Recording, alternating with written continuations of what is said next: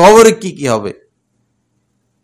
এতদিন তো আপনি বলতেন যে এটা আমার বাসা, এগুলো আমার স্বর্ণ গহনা, এগুলো আমার টাকা পয়সা, এগুলো আমার পোশাক, এই আলমারিটা আমার, এই বাথরুমটা আমার, এই খাটটা আমার। এখন গেল কই এগুলা? আমার আমার এগুলো গেল কই? এখন তো নেক আমল ছাড়া আপনার আর কেউ নাই, এখন তো আল্লাহর দয়া ছাড়া আর কেউ নাই। নেক আমল ছাড়া, আল্লাহ ছাড়া এখন আর কেউ নাই।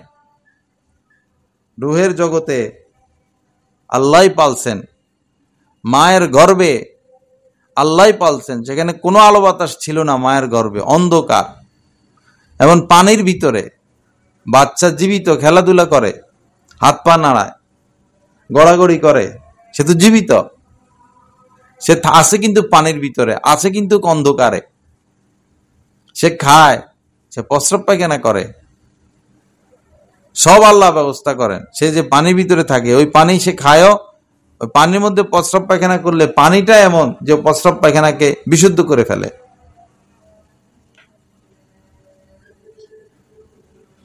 তো মায়ের গর্ভে আল্লাহ পালছেন। দুনিয়াতে আসার পর মা বাবা পাওয়া গেছে, স্বামী স্ত্রী পাওয়া গেছে, বন্ধু বান্ধব পাওয়া গেছে, টাকা পয়সা পাওয়া গেল, বস আল্লাহকে ভুলে গেল। আল্লাহকে বললে কি হবে? মরার পরে তো আল্লাহ ছাড়া আর উপায় নাই।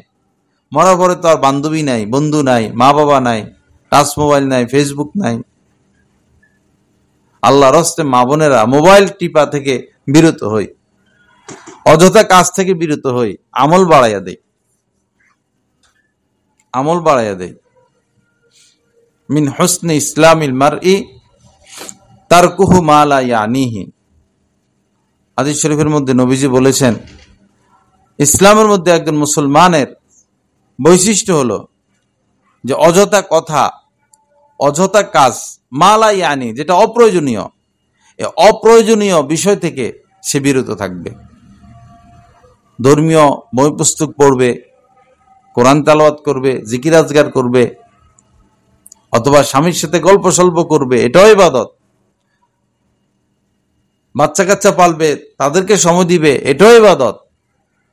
কিন্তু অযথা অন্য মহিলাদের সাথে গীবত, শেখায়েত, টেলিভিশন দেখা, মোবাইল টিপা, পরপুরুষের সাথে আড্ডা দেওয়া, মার্কেটে মার্কেটে ঘুরা, রাস্তা রাস্তায় ঘুরা, এগুলো ক্ষতিকর।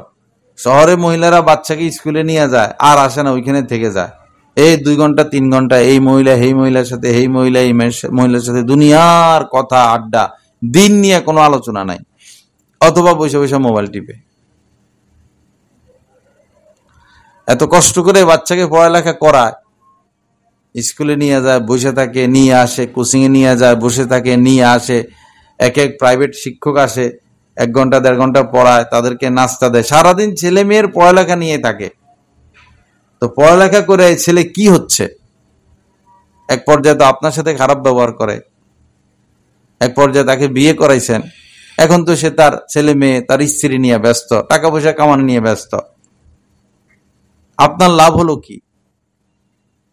আমার এক আত্মীয়া অল্প বয়সে স্বামী মারা গেছেন, বাচ্চাগুলো ছোট ছোট, সবাই চাইছে তার আর একটা বিয়ে হোক। সে বলল, না, আমি আমার সন্তান নিয়ে বেঁচে থাকবো।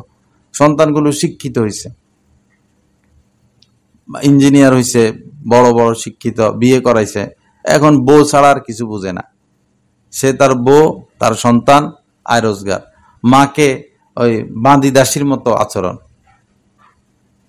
কানতে কানতে মরে যাচ্ছে যে কাদের আশায়, কাদের দিকে তাকায় আমি আমার সংসার শেষ করলাম, আজ তারা কি ব্যবহার করতেছে আমার সাথে।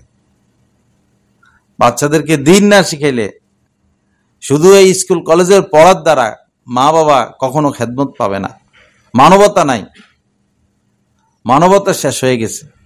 এজন্য বাচ্চাদেরকে দিনও শিখাইতে হয়, বাচ্চাদেরকে দিন শিখাইতে হয়। বহু কোটিপতি হাসপাতালে ভর্তি, সাথে কেউ নাই, ছেলে নাই, মেয়ে নাই, স্ত্রী নাই, সবাই সবার কাজে ব্যস্ত। এ বেচারা হাসপাতালে একলা পড়ে আছে। বৈরবেরই এক লোক, এই যে কদিন আগে হাসপাতালে ছিল, কোটি কোটি টাকার মালিক, একলা হাসপাতালে, কেউ নাই, সবাই আছে, সবাই ব্যস্ত, হাসপাতালে যায় সময় দেওয়ার মতো কেউ নাই। এজন্য এই দুনিয়া আসল না, আসল হইল আখেরাত। সুখ শান্তি সব আখেরাতে। ওই জায়গায় রান্না বান্না করা লাগবে না, ওই জায়গায় কাজকর্ম করা লাগবে না, ওই জায়গায়